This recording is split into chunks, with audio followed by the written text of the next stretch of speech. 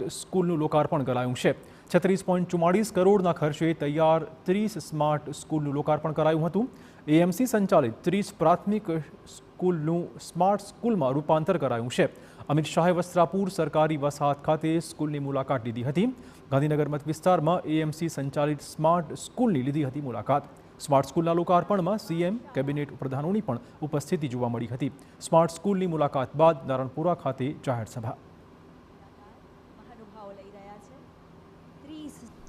વેજલપુર વિધાનસભામાં 10 smart school, નારણપુરામાં 4 અને સાબરમતીમાં 7 smart સ્કૂલનું આજે લોકાર્પણ થયું છે। આજની 30 સ્માર્ટ સ્કૂલોના લોકાર્પણથી જ 30,000થી વધુ બાળકોને નવી શિક્ષા નીતિનો ફાયદો સીધો મળવાનો છે અને એમના જીવનની અંદર શિક્ષાનો ઉજાસ થશે।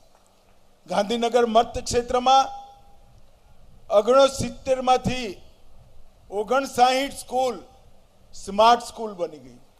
આ તમામ શાળાઓ સ્માર્ટ બની જતા 34,200થી વધુ વિદ્યાર્થીઓને આ સ્માર્ટ શિક્ષણનો લાભ મળવાનો છે।